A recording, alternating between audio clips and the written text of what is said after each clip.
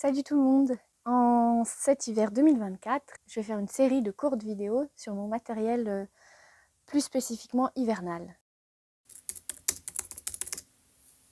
Et je vais commencer par mon duvet, ou plutôt mon quilt. Quilt, ça veut dire couette en anglais. Le voici. C'est pas un duvet comme les autres. En fait, il n'est pas fermé. Il n'a pas de fermeture éclair, ce qui permet de gagner beaucoup de poids. Il est de la marque Z-Pax. Les constructeurs de quilt, ils partent du principe que de toute façon, le duvet dans le dos est écrasé, donc ça sert à rien qu'il y en ait.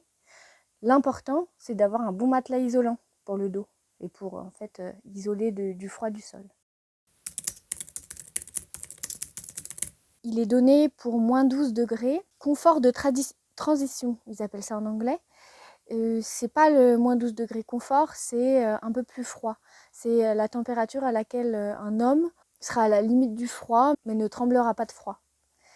Ce qui fait que pour moi, qui suis une femme, la température confort va être plus élevée. Donc je pense que c'est plutôt un moins 5, moins 8 confort. Donc voilà, pour l'instant, c'est avec ça que j'ai dormi. J'ai dormi par moins 17 avec.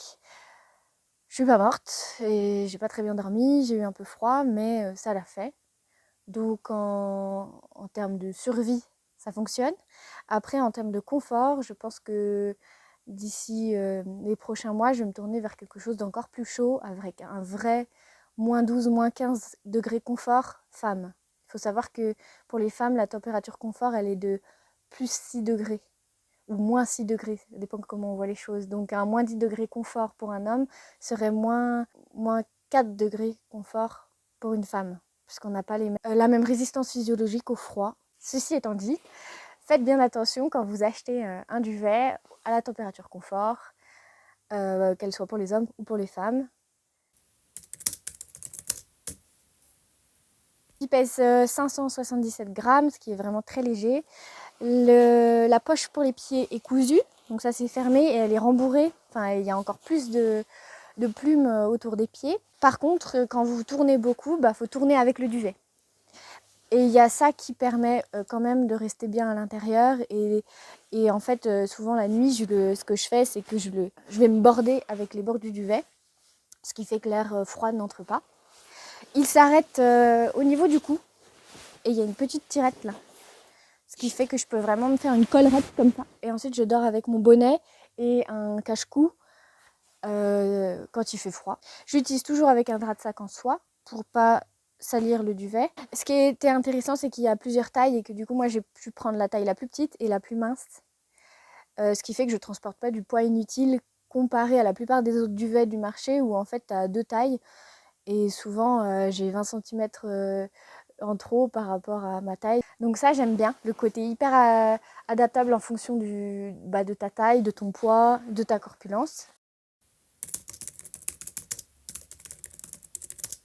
Il a été vendu avec cette poche de compression qui permet de protéger le duvet de l'humidité. L'avantage du duvet en plume, ça va être qu'il a une meilleure compressibilité, un poids plus léger et un meilleur taux d'isolation par rapport au synthétique. Donc en été, c'est pas gênant, on peut avoir un synthétique, par exemple j'ai un synthétique de 5 degrés confort et il est très léger, il fait 450 grammes, c'est un quilt aussi.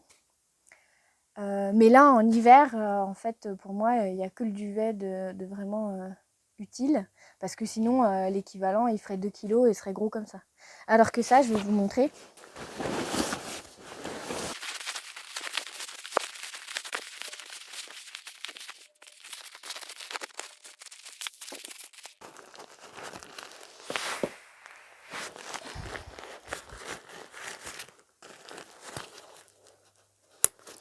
Voilà l'encombrement du duvet rangé dans le sac à dos. J'ai déjà utilisé ce duvet plus mon quilt de 5 degrés confort par-dessus quand il faisait vraiment froid.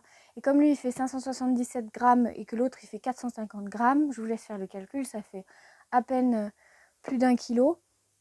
Et ça me permet de dormir plus confortablement. Le seul problème, c'est que l'autre duvet, il est en synthétique et il prend quand même un peu de place. Il est plus petit que celui-là. Mais tout de même, il faut avoir de la place dans le sac. N'hésitez pas, si vous avez des questions complémentaires, à me les poser en commentaire et puis j'y répondrai. J'espère que cette vidéo vous a été utile. Je vous dis à bientôt pour la prochaine vidéo. Salut!